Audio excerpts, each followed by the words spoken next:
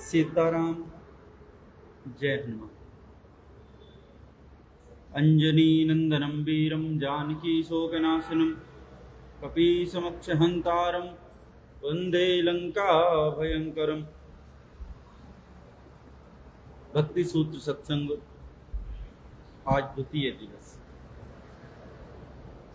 कल हमने भक्ति के कई विषयों को लेकर के चर्चा की। आज उसी चर्चा को आगे बढ़ाएंगे।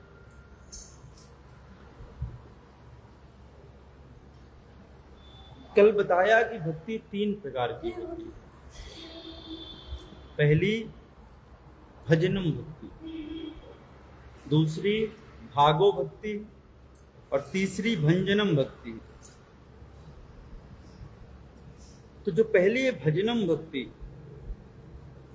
तो गोपालोपनिषद में वाक्य आता है किम नाम भजनम, भजनम नाम रसनम। भजन किसे कहते हैं? भजन कहते हैं रस लेने को। जैसे कोई गाय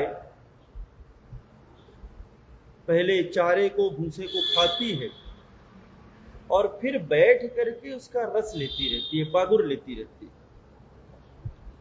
उसी तरह भक्त को चाहिए कि पहले भगवान की कथा सुने, लीला का श्रवण करे, महिमा का श्रवण करे, रूप इत्यादि को जाने और फिर अपने मन में बार बार उसे ला करके उसका रस ले। इसी को भजन कहते हैं और यही भजन भक्ति है। दूसरी भागो भक्ति। भाग शब्द अर्थात दो हो जाना। जैसे संपत्ति का बंटवारा होता है तो निश्चित किया जाता है यह भाग बड़े भाई का है, यह भाग छोटे भाई का है। यह संपत्ति बड़े भाई के नाम पर जाएगी, यह संपत्ति छोटे भाई के नाम पर जाएगी। इसी तरह हम सभी को भी यह भाव रखना है कि हम जो स्वयं हैं, हम भगवान के भाग की ओर जाएं, हम भगवान के हो जाएं और भगवान को अपना भाग बनाएं। संसार के हिस्से में खुद को ना रखें, क्योंकि संसार किसी का स्वत्व ना रहे। केवल भगवान का स्वत्व रहे कि हम भगवान के हैं और भगवान हमारे हैं। तीसरी भक्ति है भंजनम भक्ति। भंजो अमर्दनी राग द्वेष, अर्थात संसार के माया मोह और अविद्या को रौंद देना, अपने चित्त से नष्ट कर देना। इन सभी चीजों को भक्ति है। देवानां गुडलिंगानां अश्रुष्य कर्मणाम सत्व एवैक मनसो वृत्ति स्वभाव की तुया। भागवत जी में कहते हैं कि नेत्र, कर्ण, नासिका आदि से जो देवता हैं वे अपने गुणों से पहचाने जाते हैं। जैसे नेत्र के देवता सूर्य हैं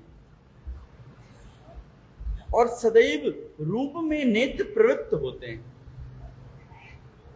तो इन सब के द्वारा वैसा ही व्यवहार करें जैसा शास्त्रों में वर्णित,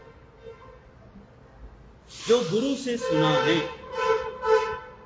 कल के सत्संग में भी हम बता रहे थे कि भक्ति मनमुखी नहीं होनी चाहिए, कि जैसे हमारा मन पड़ा वैसे कर्म किए और हमने कह दिया कि हम तो भक्ति कर रहे हैं। तो नारद जी कहते हैं कि भक्ति मनमुखी नहीं होनी चाहिए, भक्ति गुरुमुखी और शास्त्रमुखी होनी चाहिए।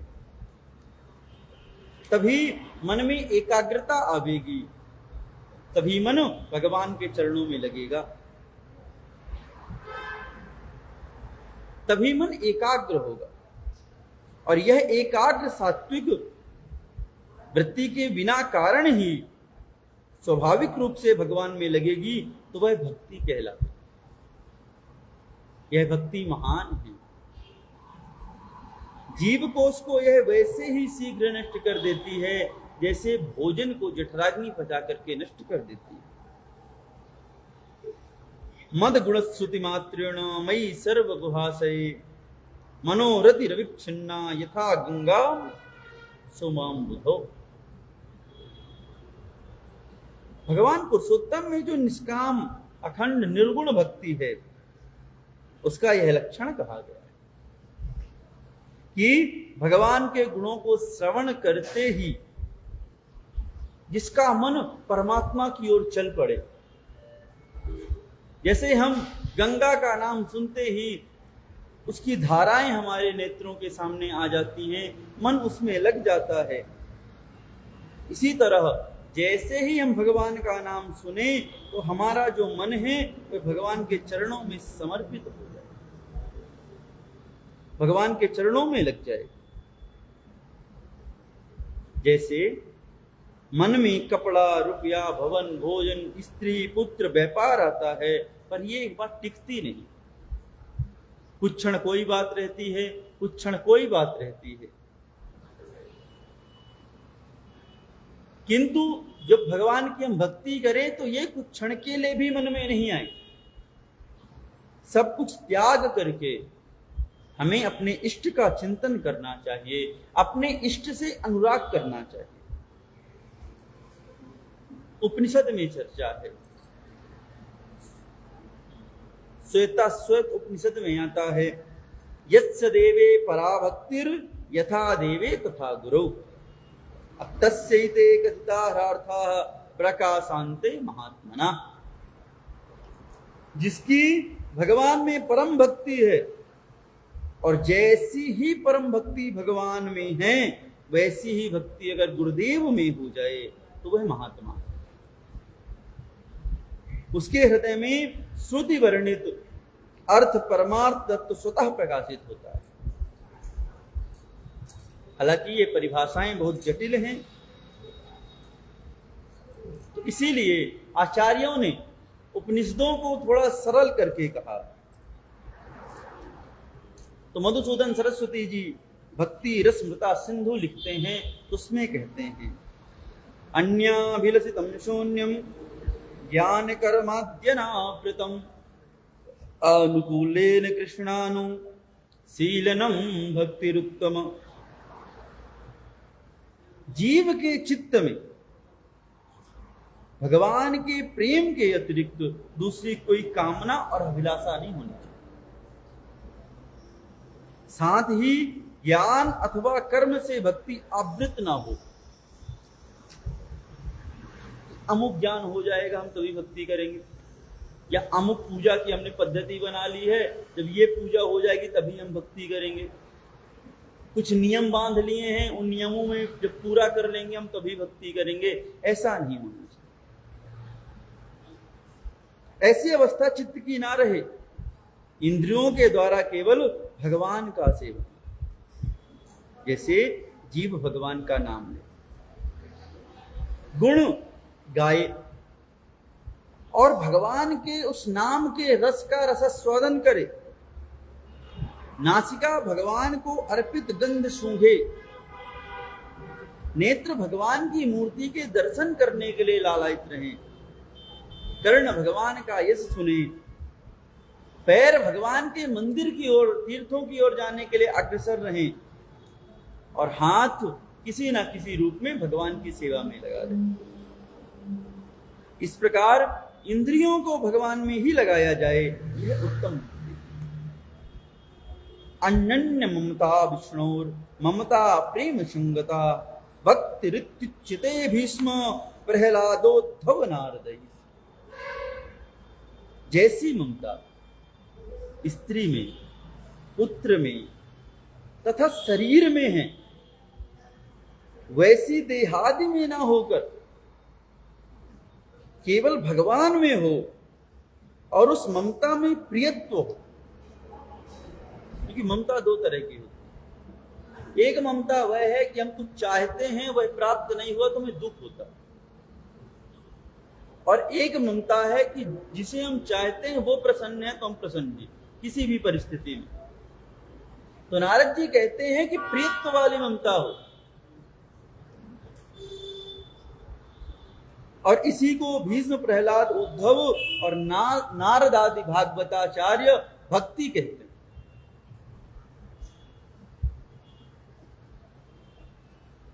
एक भिक्षु प्रसारण न्याय है। तो संत जन कहते हैं कि भगवान का स्वभाव कैसा है। आप किसी मार्ग से जा रहे हैं और रास्ते में अचानक खूब वर्षा होने लगी, तो आप किसी के घर के बाहर खड़े हुए और फिर आपने उससे कहा कि भाई तुम मुझे केवल अपने घर के अंदर खड़े होने की जगह दे दो, और आप गए। थोड़ी देर बाद आप बैठ गए, फिर थोड़ी देर बाद आप पैर सिकोड़ करके लेट गए, और फिर थोड़ी देर बाद आप आराम से बिल्कुल लेट गए। तो उस व्यक्ति ने कहा कि भाई मेरा घर छोड़ दो। तो उस भिक्षु ने कहा नहीं, ये तो मेरा घर है। तो भगवान का स्वभाव है। भगवान क्या करते हैं कि जैसे ही आप भगवान का नाम लेना प्रारंभ करते हैं या आप भक्ति से तनिक भी जुड़ते हैं, अर्थात भगवान से प्रेम होना प्रारंभ होता है, तो भगवान आ जाते हैं। और फिर वह काम, क्रोध, लोभ, मोह, मद, मत्सर इत्यादि जितने विकार हैं, इनको स्वतः ही मार करके भगा देते हैं। फिर वहां खुद को कुछ करने की जरूरत नहीं पड़ती। पर हाँ, वो तभी संभव है जब जीव यह ना माने कि मैं खुद के लिए कुछ कर रहा हूं। भोजन बनाए तो भगवान के भोग के लिए बनाए, प्रसाद बनाए, यहां तक कि स्वयं का भी अगर जल पी रहा है, भोजन कर रहा है, तो वो इसलिए करे कि यह शरीर पुष्ट रहे ताकि मैं भगवान की सेवा करूं। यह शरीर भी भगवान का है, इसलिए इसकी देखभाल करनी। तो नारद जी कहते हैं कि ऐसे व्यक्ति को भगवत प्राप्ति में फिर देरी नहीं। हमारे सामने जब कोई प्रभावशाली वस्तु आती है तब उसका प्रभाव हमारे मन पर पड़ता है। इसका अर्थ यह है कि हमारा चित्त लाख जैसा है। जब रूप, रस, गंध आदि सामने आते हैं, सांसारिक वस्तुएं सामने आती हैं या भगवान की वस्तुएं सामने आती हैं, तो दोनों का प्रभाव व्यक्ति के चित्त पे पड़ता है। ऐसा नहीं कि केवल सांसारिक वस्तुओं का प्रभाव पड़ता है, पड़ता कथा का भी प्रभाव है, किंतु सांसारिक वस्तु हर पल हमारे सामने आती है, भगवान की चर्चा कभी कभी आती है। इसलिए हम भगवान की कथाओं को भूल करके सांसारिक विषयों में अनुरक्त हो जाते हैं। वरना जो व्यक्ति का मन है, हृदय है, यह तांबे की तरह, और तांबे को बढ़िया सांचा बना करके कोई सुंदर और तांबे के ऊपर लगा दी जाए, कोई मुहर जैसे लगा दी जाती है, तो वह जब तक तांबा रहेगा तब तक वो मुहर उसके ऊपर लगी रहेगी। आप ऐसा नहीं कर सकते कि मुहर हटा दें और तांबा बचा रहे, उसको पूरा तोड़ना पड़ेगा। तो अगर एक बार भगवान की मोहर या हमारा चित्त भगवान में लग जाए, तो जब तक यह शरीर है, जब तक यह चित्त है, जन्म जन्मांतर तक यह भगवान में लगा ही रहेगा। अभी तो चित्त कभी संसार की छाप में ग्रहण करता है, कभी अच्छा घर चाहिए इसको, कभी अच्छी पत्नी चाहिए, कभी अच्छा पति चाहिए, कभी अच्छा पुत्र चाहिए, अच्छा खाने को चाहिए, अनेक छाप इसमें पड़ती रहती है। नारद जी कहते हैं कि ऐसे व्यक्ति का कल्याण नहीं होता। कल्याण तो उसी व्यक्ति का होगा जिसके हृदय में परमात्मा की छाप लग जाए, और वह छाप गहरी होने दे। ऐसा भी नहीं कि बस ऊपर थोड़ा सा स्टिकर की तरह लगा दिया, नहीं, बिल्कुल मजबूत छाप होनी चाहिए। अब वो होने के बाद क्या होगा? तो वो होने के बाद जब लक्षण कैसे पता चले, तो कहते हैं कि उसके लिए फिर भगवान के प्रति व्याकुलता होने लग जाएगी, हृदय और चित्त द्रवित होने लग जाएगा, भगवान के रूप का, उनके दिव्य गुणों का और उनकी लीला का, उनके महात्म का बार बार स्मरण होगा। जैसे किसी का नया नया विवाह हुआ और उसके पति या पत्नी थोड़े समय साथ रहने के बाद कहीं जाए तो उसके मन में दिन भर चिंता चलती रहती है, खाया होगा नहीं खाया होगा, अभी कहाँ गए होंगे, किससे बात कर रहे होंगे, कब आवेंगे, अनेक प्रश्न मन में चलते रहते। लंबे समय से अगर जान पहचान हो तो फिर पुरानी बातें याद आती। तो उसी तरह जीव को नित्य परमात्मा की बातों को याद करना चाहिए कि कृष्ण रूप में कितने सुंदर दिख रहे थे, राम रूप में कैसे थे, या जिस रूप में आप इष्ट मानते हैं उनके लीलाओं को चिंतन करना चाहिए, उनके लीलाओं को गाना चाहिए। भागवत जी में वर्णन आता है कि जब भगवान कृष्ण रासलीला से प्रस्थान कर गए राधा रानी को लेकर के, तो गोपियां बड़ी व्याकुल होने लगी। तो गोपियों ने क्या किया कि कोई नंद बाबा बनी, कोई यशोदा बनी, कोई स्वयं राधा रानी बनी, कोई कृष्ण बनी, और यह भगवान की लीलाओं का गायन कर रही है, चिंतन कर रही है, बार बार उन्हें याद कर रही है। तो भक्त को ऐसे ही भगवान को याद करना चाहिए। सर्वनियंता प्रभु सरसैया पर पड़े, भीष्म पितामह ध्यान कर रहे हैं।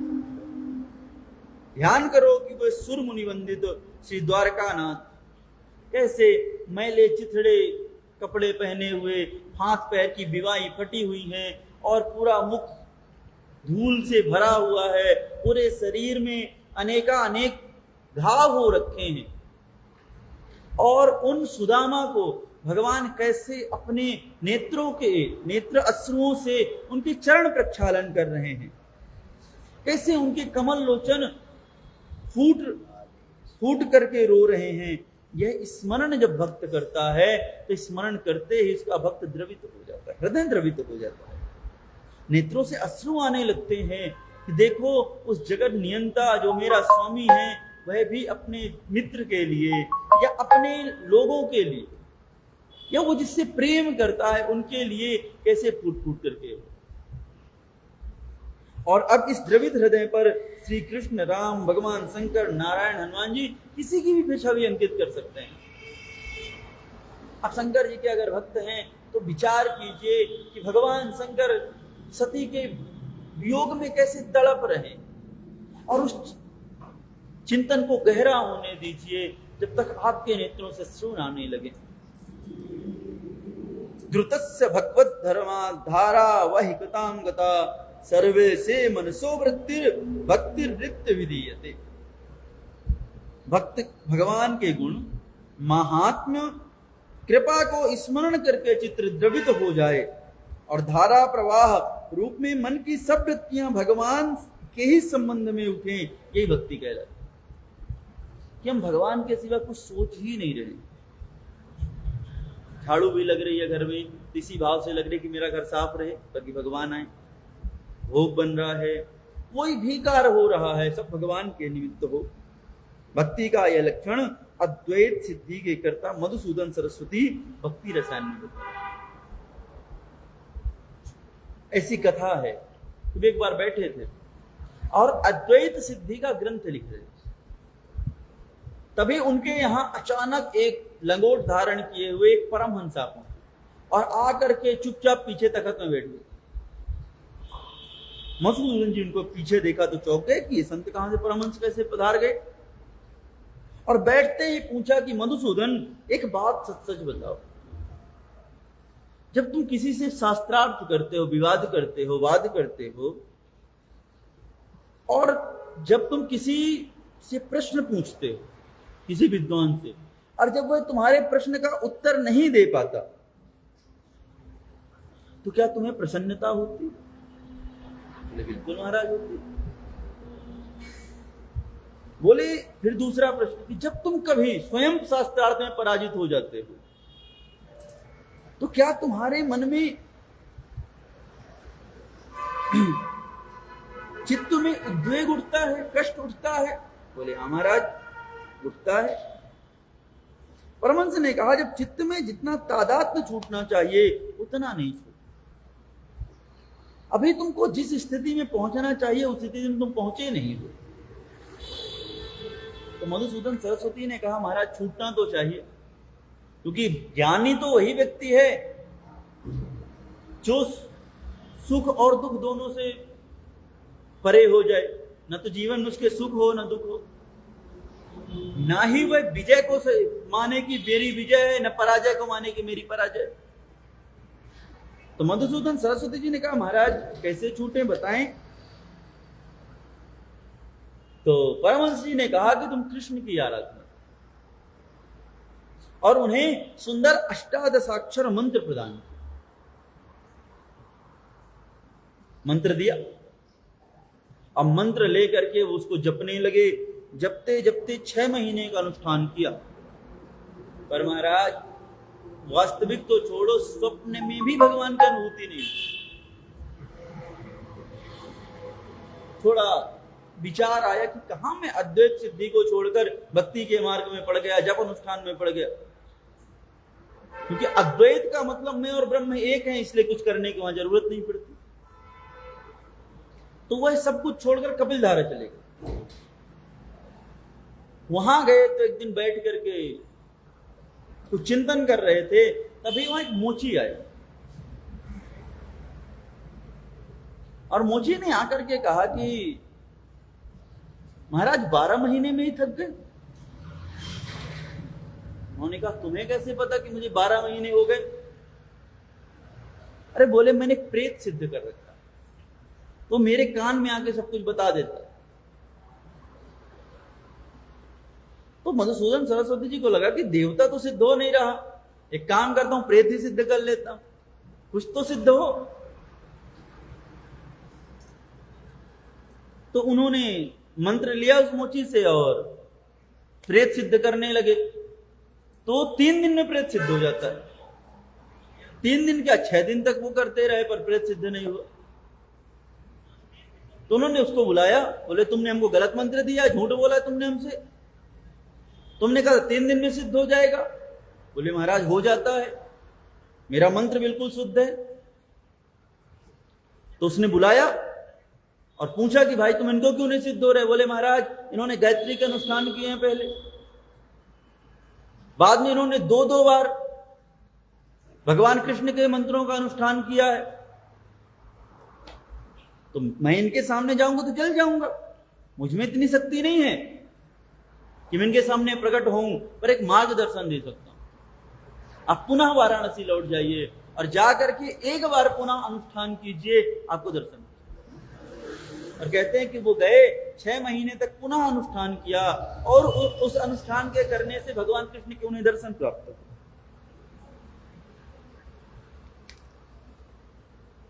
और वह इसके पश्चात उन्होंने भक्ति रसायन नाम का ग्रंथ लिखा। अन्या विलसिता शून्यम ज्ञान कर्माद्यनावृतम आनुकूल्येन कृष्णानुशीलनम भक्तिरुत्तम। अपने इष्ट के अतिरिक्त किसी दूसरे को मत चाहो। ज्ञान से या कर्म विशेष से भक्ति होगी ऐसा भी मत मानो कि मुझे जिस दिन बहुत ज्ञान हो जाएगा उसी दिन मुझे भक्ति होगी, भक्ति कर पाऊंगा, या जब मैं खूब सारा कर्म करूंगा तभी भक्ति होगी। ऐसा नहीं। भक्ति स्वयं इतनी मधुर है, इतनी स्वादिष्ट है, उसमें ज्ञान अथवा कर्म रूप नमक मिर्च खटाई चीनी मिश्रण की आवश्यकता नहीं।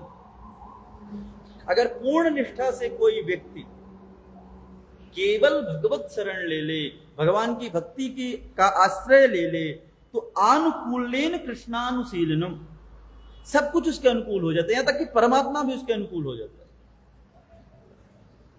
फिर उसे कुछ किसी और जाने की जरूरत नहीं, कुछ चिंता करने की विषय नहीं। भगवान गीता जी में कहते हैं अनन्याश्चिन्तयन्तो माम ये जना पर्युपासते तेषां नित्याभियुक्तानां योगक्षेमं वहाम्यहम्। जो पूर्ण रूप से मेरी शरणागति ले लेता है, अर्थात प्रश्न भी नहीं रह जाए कि होगा कि नहीं होगा। जैसे एक बड़ी सुंदर कथा प्रसिद्ध है कि सब लोग राम राम लिख करके पत्थर तैरा रहे थे। तो भगवान राम ने एक दिन विचार किया, ये कैसे संभव, भला मेरा नाम लिखने से पत्थर तैरता है। तो एक दिन अर्धरात्रि में भगवान उठे और चुपचाप समुद्र के तट पर पहुंचे।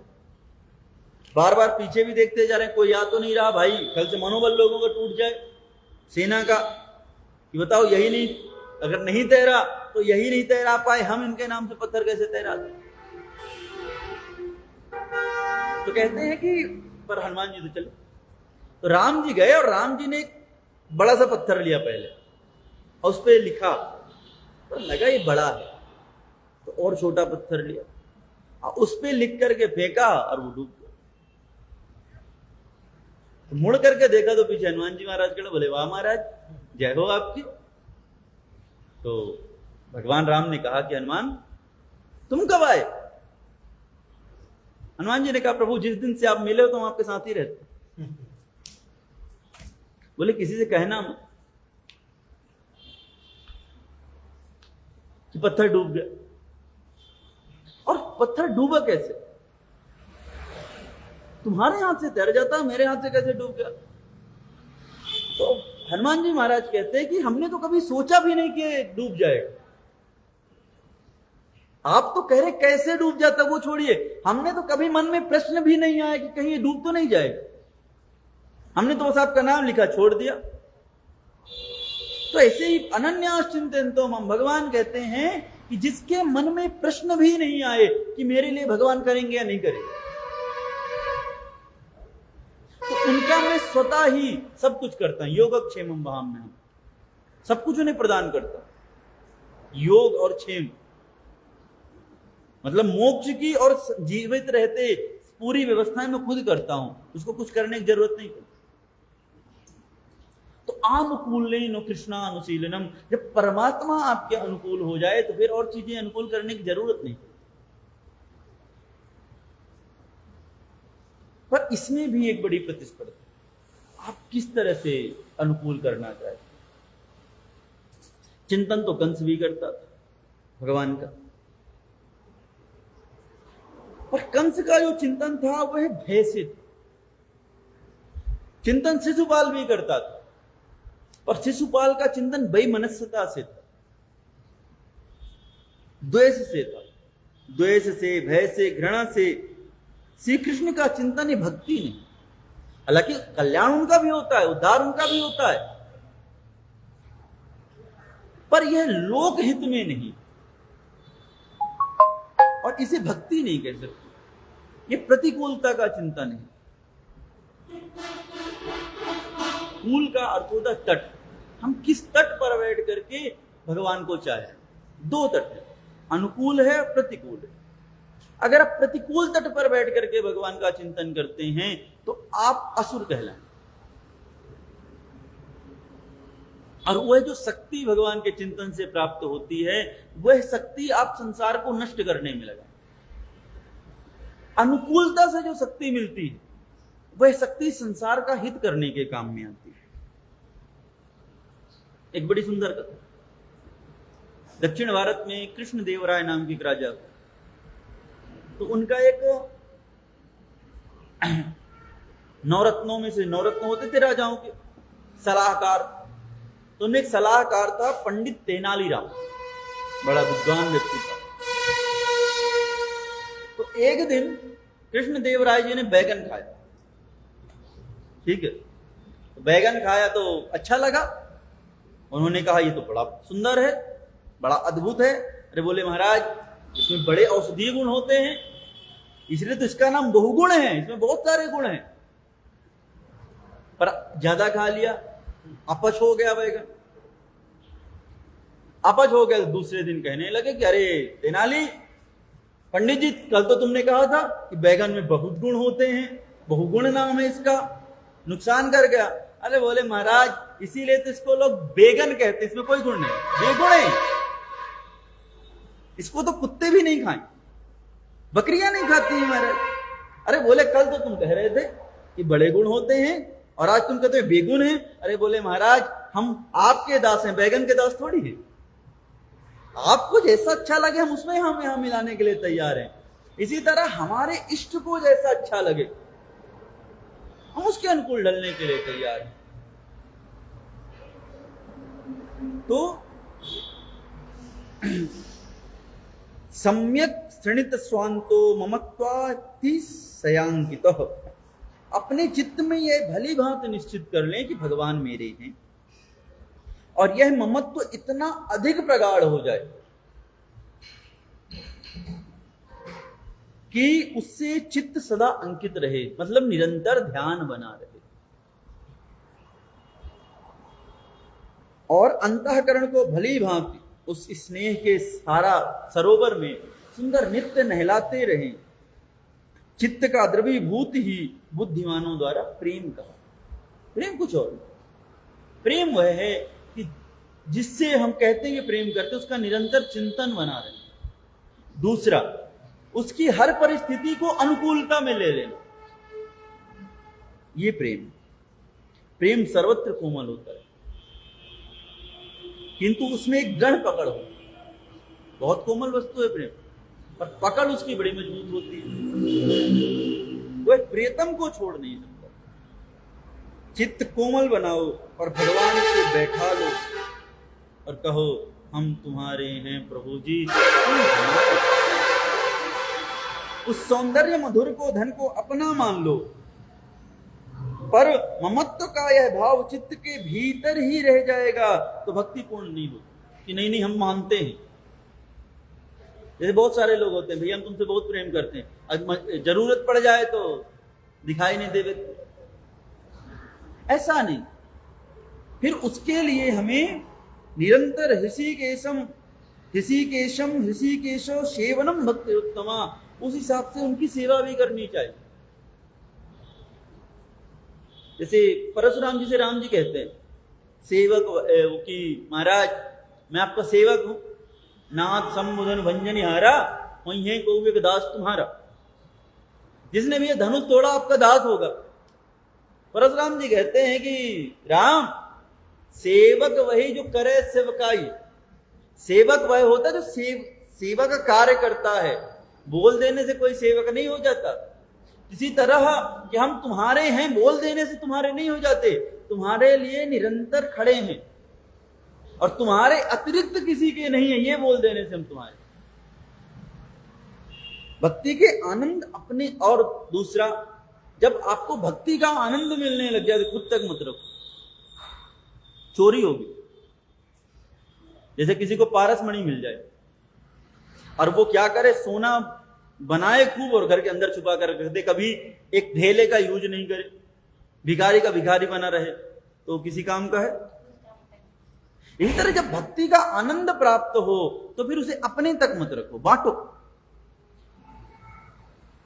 और अपने सर्वस्व से उस प्रियतम प्रभु की सेवा करो। नेत्र से उसे उसके अर्थ विग्रह को देखना भी सेवा है। जैसे हम भगवान को यहां बैठ करके देखें, ये भी भगवान की सेवा है। उसकी बैठ करके हम कहीं भी कथा चले और कथा सुनते ही बैठ करके सुनने लग गए, ये उसकी सेवा। इसी प्रकार अपनी समस्त इंद्रियों को, पंच ज्ञान इंद्रिय, पंच कर्म इंद्रिय जो हैं, इनको निरंतर उससे जोड़ देना, उसकी सेवा में लगा देना ही भक्ति। यह मत सोचो, नारद जी कहते हैं, यह मत सोचो कि वह आप्त काम है, मतलब परमानंद कंद है, उसको तो कुछ जरूरत ही नहीं। बहुत सारे लोग कहते हैं भैया भगवान को भला क्या जरूरत, ऐसा नहीं सोचना चाहिए। जैसे किसी का बेटा भले अरबपति खरबपति हो, ठीक, पर पहले के समय में अभी भी होता हो शायद, वो जब भी घर से बाहर जाता था तो भले वो 10 रुपए 20 रुपए पिता जिसको देते, भले वो कितने बड़ा आदमी, ठीक, क्योंकि उसके अंदर भाव है कि मेरा पुत्र है। पुत्र कितना ही ज्ञानी हो, माता पिता उसको समझाते ही रहते। इसी तरह भगवान संपूर्ण विश्व के स्वामी हैं, और समुद्र हैं, सब कुछ उनके अंदर समाहित है, फिर भी ये मान करके भक्त को त्यागना नहीं चाहिए।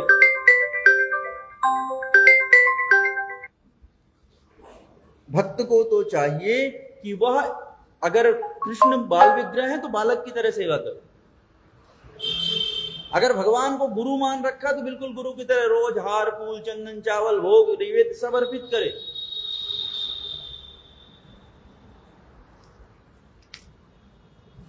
और सुंदर उनकी सेवा करे। अपने तन मन जीवन को सार्थक बनाने के लिए सेवा की जाती है। अपनी सेवा से, अपने समर्पण से प्रभु को प्रसन्न करो और प्रभु से कहो कि मेरे स्वामी, मेरे नेत्रों की ज्योति देखकर प्रसन्न हो जाओ। ठीक है, क्योंकि इन नेत्रों में आपके लिए प्रेम है, इसलिए आप मुझे देखो और प्रसन्न रहो। मेरी मुस्कान आपको आनंद देगी, मेरी सेवा आपको सुख देगी, मेरा भोजन आपको सुख प्रदान करेगा। ऐसा सुंदर भाव करके भले 4 चावल चढ़ाओ, पर इस भाव से चढ़ाओ। 1 पत्ते तुलसी का अर्पित करो, पर करो। 1 पुष्प ला करके चढ़ाओ, पर चढ़ाओ। इससे आपका प्रेम दिखाई देता है भगवान कि प्रेम की चाशनी में डुबाकर प्रेम से सारा बोर करके उनके सामने उपस्थित करो और कहो अनीनो श्री प्रियंता, जो भी इष्ट हैं यह सब कुछ आपके चरणों में समर्पित। और यह भक्ति है। शास्त्रों में तो भक्ति की बड़ी बड़ी व्याख्याएं हैं। अब देवर्षि नारद कौन सी व्याख्या करेंगे? शास्त्रों में भक्ति की नाना प्रकार की व्याख्या है। अच्छा, देवर्षि नारद तो इस शास्त्र विरुद्ध व्याख्या तो करेंगे नहीं, वह बिल्कुल शास्त्रीय निरूपण स्पष्ट करेंगे। किंतु प्राणी यह निश्चय नहीं कर पाता कि भगवान को हम अपना स्वामी माने, मित्र माने, पुत्र माने, पति माने, क्या माने, किस संबंध में हम भक्ति करें। इसके लिए भक्ति की पहचान आवश्यक है। भक्ति की ठीक पहचान कराने के लिए देवर्षि ने यह व्याख्या की है। तो इस तरह जीव को निरंतर अपने अनुकूल भगवान की सुंदर भक्ति